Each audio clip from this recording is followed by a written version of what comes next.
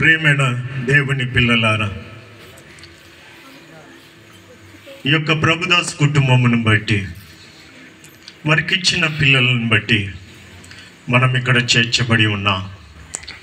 ఈ ప్రాంతం వదిలేసి, గ్రామం వదిలేసి బ్రతుకు తెరువు కొరకు వారు హైదరాబాద్ ప్రాంతానికి వెళ్ళి ఉన్నారు.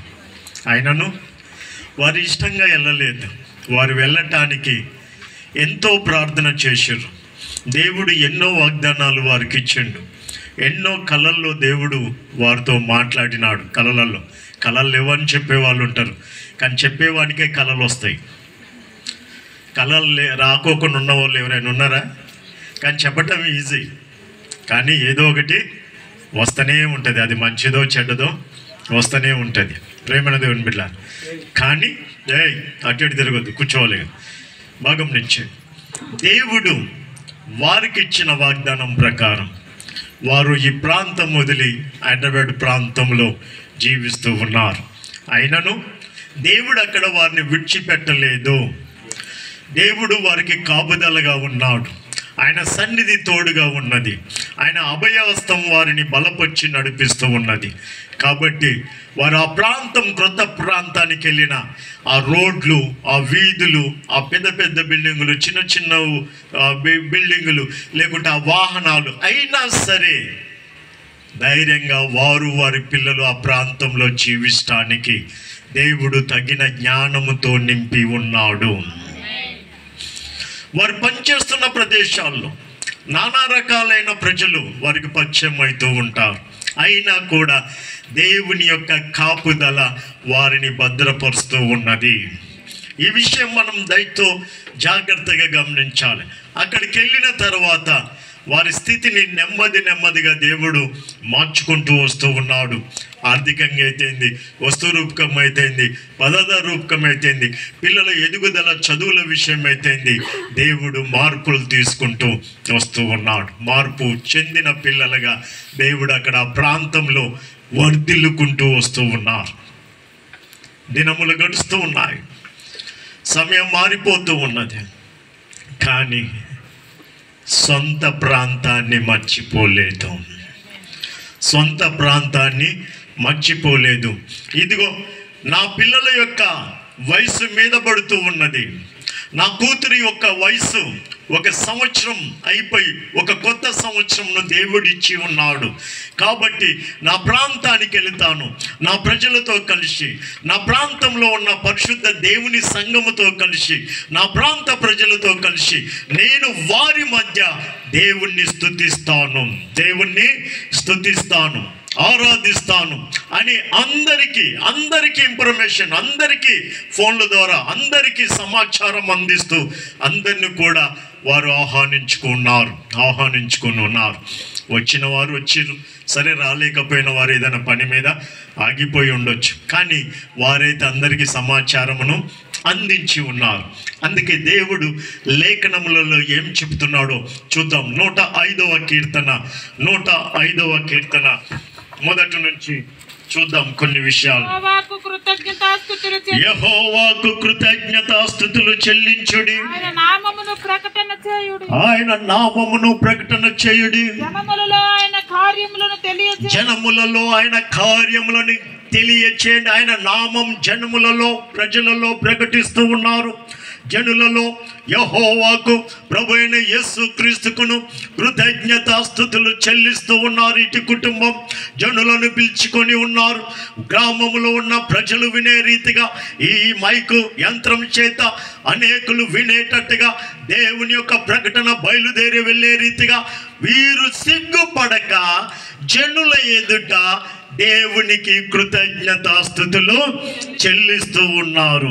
అందుకే ఇక్కడ అంటున్నాడు, యెహోవాకు కృతజ్ఞతాస్తుతులు చెల్లించుడి, ఆయన నామమును ప్రకటన చేయుడి, జనములలో ఆయన కార్యములను తెలియచేయుడి, ఆయనను గూర్చి పాడుడి, ఆయనను కీర్తించుడి, ఆయన చేసిన ఆశ్చర్య కార్యములన్నిటిని గూర్చి సంభాషణ మాట్లాడుతూ ఉన్నారు, తెలియచేస్తూ ఉన్నారు. మన అందరి ఎదుట దేవుడు మాకు మేలు చేసి ఉన్నాడు అని. తన భర్త విషయంలోను, తన అత్తగారి విషయంలోను, లేదా తన విషయంలోను, తన తల్లి విషయంలోను దేవుడు చేసిన కార్యాలు. ప్రేమైన దేవుని ఆలోచన చేద్దాం మనమంతా.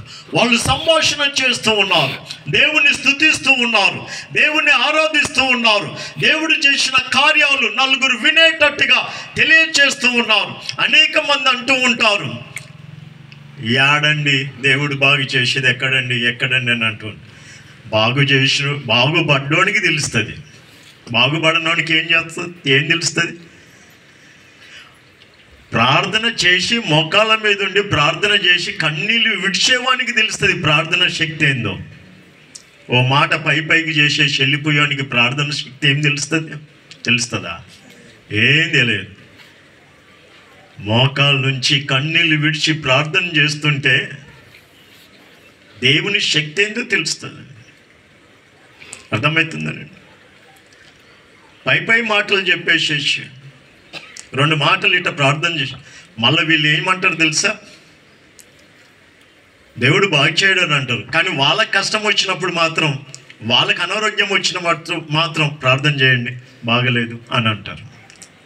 ఎందుకు మరి దేవుడు బాగే చేయడా? ప్రార్థన ఎందుకు చేయాలి? కనీస ఆలోచన ఉండాలి కదా, కనీస ఆలోచన ఉండాలి. దేవునికి ఎప్పుడైతే ఇష్టమవుతుందో అప్పుడే బాగు చేస్తాడు. ఎదురు చూడాలి, మనం ఎదురు చూడాలి. కాబట్టి ఇక్కడ అంటున్నాను, జనములలో ఆయనను గూర్చి సంభాషణ చేయుడి, ఆయన పరిశుద్ధ నామమును బట్టి అతిశయించుడి, యెహోవాను ఎదుకువారు హృదయమందు సంతోషించుదురు. దేవుణ్ణి వెదికేవారు ఈరోజు ప్రభుదాసు వారి కుటుంబం హృదయమందు సంతోషిస్తూ ఉన్నారు, ఆనందిస్తూ ఉన్నారు. దేవుని ఎదికే విషయంలో వారు దేవుని స్తుతిస్తూ ఉన్నారు, జనములలో దేవుని గణపరుస్తూ ఉన్నారు, ఆరాధిస్తూ ఉన్నారు. అమ్మగారులు కూడా ఒక మంచి పాట పాడినారు, మానవుడా కారణ జన్ముడా. ఈ లోకములో పుట్టుకొస్తున్న ప్రతి మానవుడు దేవుడు ఒక కారణ జన్ముడిగా వారిని జీవింపజేస్తూ ఉన్నాడు, జన్మింపజేస్తూ ఉన్నాడు, బ్రతికింపజేస్తూ ఉన్నాడు. నీ వలన నీవు ఈ లోకంలో పుట్టినవంటే, నువ్వు ఈ లోకంలో జీవిస్తున్నావంటే దేవుడు ఏదో కారణము చేత నిన్ను ఈ లోకంలో జన్మింపజేసి ఉన్నాడు. జన్మింపచేయటమే కాదు, నువ్వు పుట్టినది మొదలుకొని తల్లి డెలివరీ అయిన తర్వాత రక్తపు మడుగులో కొట్టకలాడుతున్న మనల్ని దేవుడు మనకై చూసి నిన్ను బ్రతుకుపో అంటూ ఉన్నాడు. రక్తములో కొట్టకలాడుతున్న మనం పుట్టినప్పుడు రక్తముతో వస్తూ ఉన్నాం, తల్లి గర్భములో నుండి రక్తముతో పొరలాడుచున్న, రక్తములో మునిగి ఉన్న మనల్ని చూచి బ్రతుకు అని చెప్తూ ఉన్నాడు దేవుడు. ఎందుకు? నీ ద్వారా దేవుని పని జరగాలని, దేవుడికి నువ్వు కావాలని. అంతేకాదు, రోజులను మారుస్తూ ఉన్నాడు.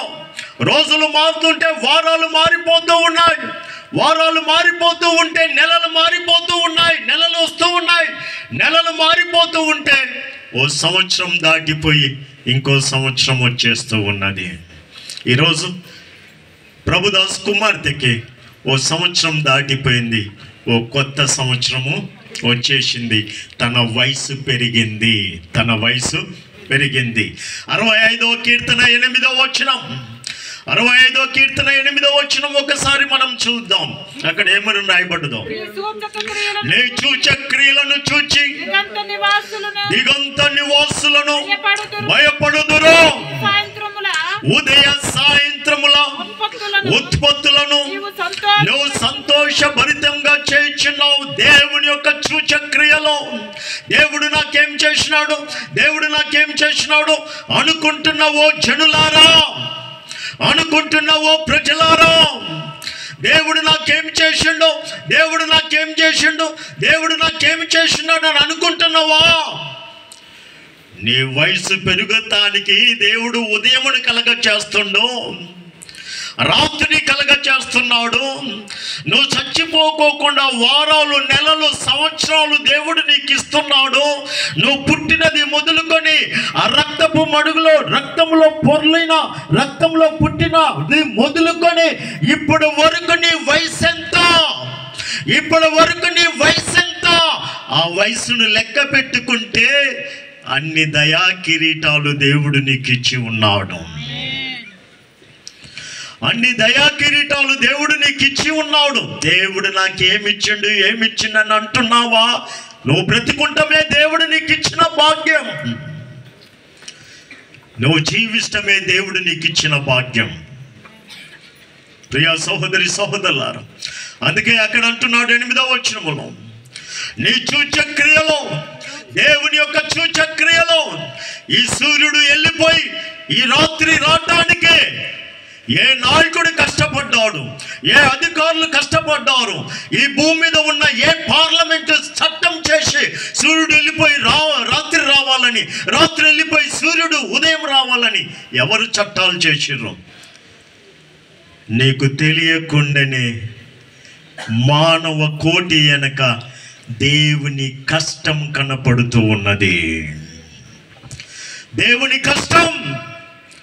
దేవుడు నీ కొరకు కష్టపడి రాత్రింబగలిస్తూ ఉన్నాడు. దేవుడు నీ కొరకు వారాలు మారుస్తూ ఉన్నాడు, నెలలు మారుస్తూ ఉన్నాడు, సంవత్సరాలు మారుస్తూ ఉన్నాడు. సంవత్సరం పోయి సంవత్సరం అనగానే జనవరి వచ్చిందనగానే నువ్వు యేసు ప్రభుని నమ్మినా నమ్మకపోయినా ఆ షాపులలో కూర్చొని ఫుల్ అవుతుంటాడు. ఒక్కొక్కడు కొత్త సంవత్సరం ఇక వచ్చే సంవత్సరం నుంచి బంద్ అంటాడు. ఒక వారం 10 రోజులు ఉంటాడు, మళ్ళా స్టార్ట్ చేస్తాడు. అర్థమవుతుందా? నీ మాట మీద నీకే నమ్మకం లేదు, నువ్విచ్చిన మాట పైన నీకే నమ్మకం లేదు. కానీ దేవుడు ఒక్క మాట అంటే ఎన్ని వేల సంవత్సరాలైనా పగలొస్తుంది, రాత్రి వస్తుంది. ఇవన్నీ దేవుడి మాటకి ఒక్క మాట అంటే. ఆదికాండంలో అంటున్నాడు, పగటిని ఏలుటకు పెద్ద జ్యోతిని, రాత్రిని వేలుటకు చిన్న జ్యోతి, నక్షత్రములను ఆయన కలగచేసి ఇది భూమి మీద నా పిల్లలకు సూచనలు కాలమును తెలియచేయునుగాక అనగానే అవన్నీ అటెన్షన్ అయిపోయినాయి, సిద్ధపడిపోయినాయి. ఆ మాట ఏనాడు తప్పిపోలేదు, ఏనాడు ఆ మాట తప్పిపోలేదు. ఓ మనిషి, నీవు మాట తప్పువాడవు, దేవుడు మాట తప్పనివాడు. దేవుడు మాట తప్పనివాడు.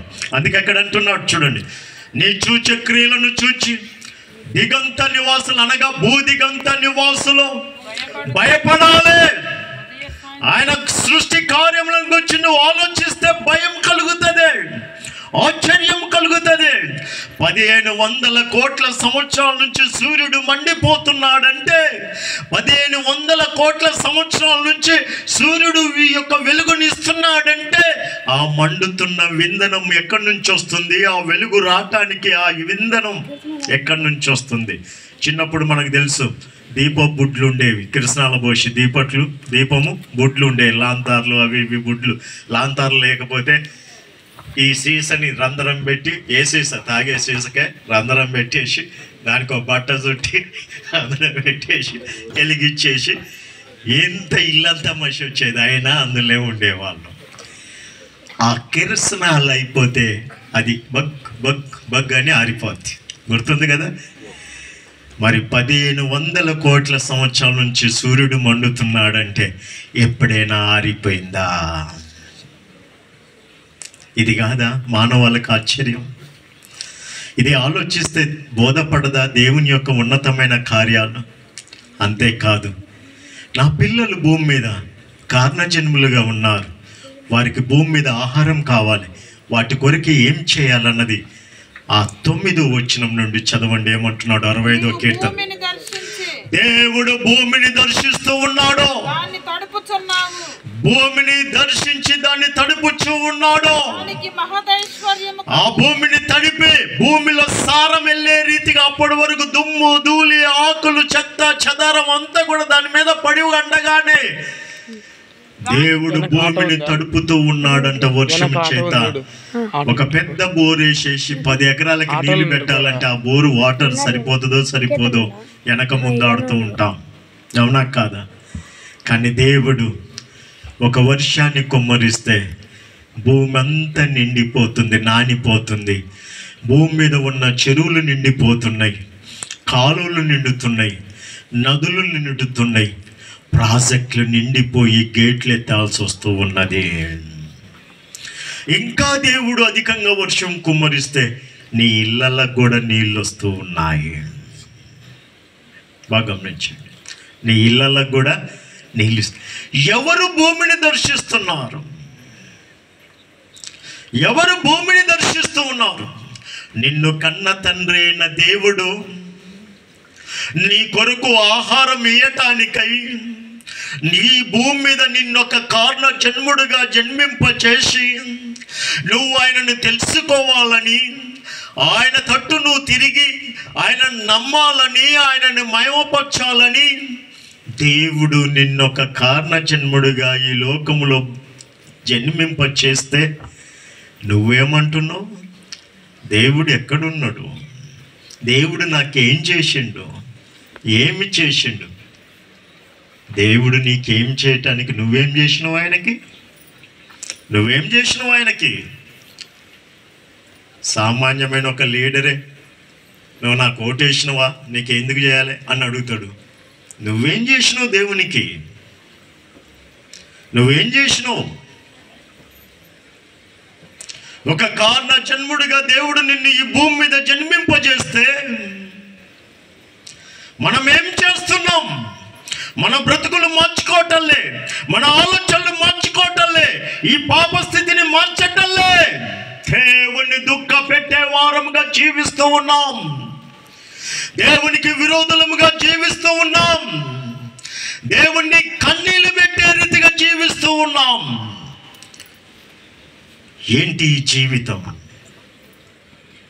దేవుడు భూమిని దర్శించి దాన్ని తడుపుతూ ఉన్నాడు. దానికి మహదైశ్వర్యం అంటే సారమునిస్తుండు నీ పంటలు పండటానికి. నీ పంటలు పండటానికి భూమికి సారమునిస్తూ ఉన్నాడు. ప్రతి సంవత్సరం నూతనమైనదిగా దాన్ని మారుస్తూ ఉన్నాడు. ఈ చేల్లో ఉన్న గడ్డి అంతా నీళ్ళ చేత నానిపోయి తడిచిపోయి అందులో కలిసిపోయి మట్టిగా మారిపోయి అది ఎరువుగా నీకు మార్చబడుతూ ఉన్నది, సారంనిస్తూ ఉన్నది. నీళ్ళు లేకపోతే అది మురిగిపోతుందా? మురగదు కదా, అట్నే ఎండిపోయి కానొస్తుంది.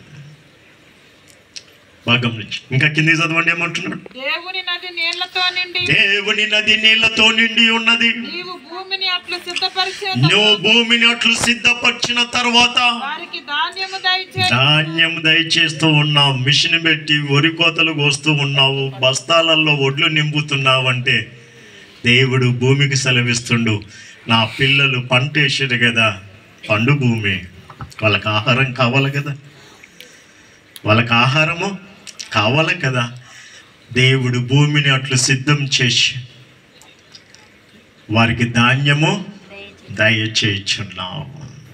ధాన్యమును దేవుడు చేసిన ఆశ్చర్య కార్యాలు, దేవుడు చేసిన గొప్ప విషయాలు, దేవుడు చేసిన ఉన్నతమైనవే నువ్వు ఆలోచించాలి. వాటిని జనులలో సంభాషణ చేయాలి, వాటిని గురించి మాట్లాడుకోవాలి, వాటిని గురించి ధ్యానం చేయాలి, నలుగురిలో పాడాలి, మాట్లాడాలి. దేవుని గురించి, దేవుని కొరకు జీవించే వారంగా ఉండాలి. ఎందుకో నువ్వు ఒక కారణ జన్ముడుగా ఈ లోకంలో ఎందుకు జీవించినావు? జన్మించి నాడు దేవుడు జన్మింపజేసినాడు. అపోస్తల కార్యములు 17వ అధ్యాయము, అపోస్తల కార్యములు 17వ అధ్యాయము 26వ వచనం ఒకసారి చదవండి. మరియు యావత్ భూమి మీద కాపురం ఉండుటకు ప్రతి జాతి మనుషులు యావత్ భూమి మీద ఈ 7 ఖండాలలో 200 పైనున్న దేశాలలో 200 పైనున్న దేశాలలో ఈ 7 ఖండాలలో ఈ ప్రపంచంలో 750 కోట్ల పైన జనాభా సుమారుగా జీవిస్తూ ఉన్నారు. ఆదాము మొదలుకొని ఇప్పటి వరకు చనిపోయిన వారు కాక కోటాను కోట్ల మంది చనిపోయిన, ఆదాము మొదలుకొని ఇప్పటి వరకు చనిపోయిన కోటాను కోట్ల మంది కాక 750 కోట్ల పైన సుమారు ప్రపంచ జనాభా ఇప్పుడు బ్రతుకుతూ జీవిస్తూ ఉన్నారు. వారందరికి కూడా దేవుడు తెలియచేస్తూ ఉన్నాడు, యావత్ భూమి మీద కాపురం ఉండుటకు ఆయన ఒకని నుండి, అతడు ఆదాము, ఒకడనగా ఆదాం, ఖురాన్లో ఆదం అలైహిస్సలాం, ఆయన ఒకడి నుండి, ఆదాము నుండి ప్రతి జాతి మనుషులను సృష్టించి వారు, ఇక్కడ ఇంపార్టెంట్, వారు ఒకవేళ బాగా గుర్తు పెట్టుకోవాలి, వారు ఒకవేళ దేవుణ్ణి తడువులాడి నువ్వు కనుగొనాలి అన్నది దేవుని ఉద్దేశం. ఓ మనిషి, ఓ కారణ జన్ముడా, నేను జ్ఞానవంతుడని చెప్పుకుంటున్న నీవు నీ జ్ఞానానికి, నీ కారణానికి కారణ జన్ముడు ఎవరో తెలుసుకో. నువ్వు తడువులాడాలి, దేవుణ్ణి వెతకాలి, నువ్వు దేవుణ్ణి కనుగొనాలి. ఏది పెట్టి అది పెట్టేసుకొని ఇదే దేవుడు అంటే నిన్ను జన్మింపజేసిన దేవునికి బాధ అవుతుంది. నిన్ను జన్మింపజేసిన వానికి బాధ అవుతుంది. కన్న తల్లిదండ్రుల ముందు, కన్న తల్లిదండ్రులకు అన్నం పెట్టకుండా పక్కోడిని పిలిచి అన్నం పెడితే తల్లిదండ్రులు ఏమనుకుంటారు తెలుసా? వీడు నాకు అన్నం పెడతలేదు కానీ పక్కోడికి అన్నము బాధ అవుతుందా లేదా? కన్న తల్లిదండ్రులకు అన్నం పెట్టకోకుండా దారిన పోయే వాళ్ళని పిలిచేసి రండి తినేసేయండి అని అంటే ఎంత బాధ ఉంటుంది. మాకు ఒక్క ముద్ద పెడతలేదు.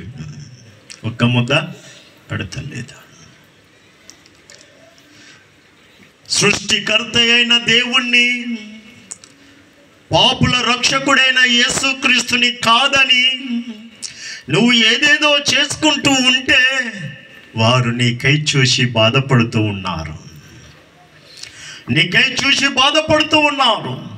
యావత్ భూమి మీద కాపురం ఉండుటకు ఆయన ఒకరి నుండి ప్రతి జాతి మనుషులను సృజించి, వారు ఒకవేళ దేవుణ్ణి తడువులాడి, అనగా వెతికి, తడువులాడతామంటే వెతకటం. చిన్నప్పుడు దీపం ఆరిపోయి, కరెంటు ఎవరింట్లో సరిగ్గా లేదు కదా, దీపం ఆరిపోతే అగ్గిపెట్టి ఇట్ట తగులాడేవారు. అమ్మ కోమొచ్చి ఎర్ర తగులాడుతున్నావు సరిగా తీసి ఇచ్చేది. మేమేమో ఇట్టి అనుకుంటే వెళ్ళేవా. అర్థమవుతుందా? నువ్వు తడువులాడాలి దేవుని కొరకు. నువ్వు దేవుని ఎతకాలి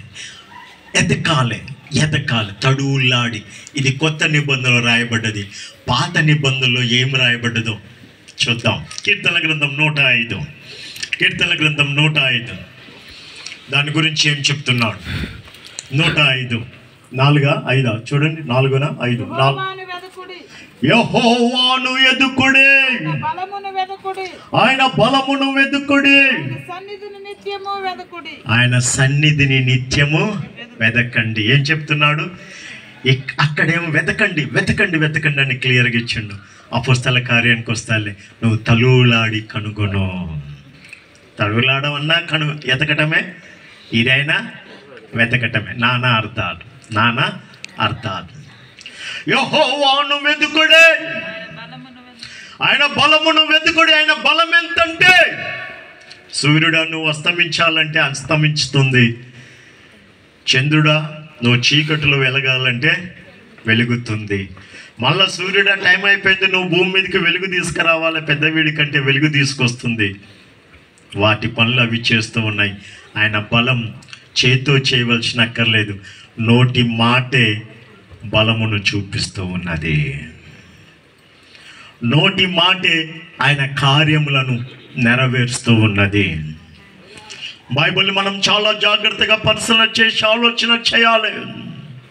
నా బలం అనగానే కాదు, నా అండ అనగానే కాదు, నా ఐశ్వర్యము, నా డబ్బు అనగానే కాదు.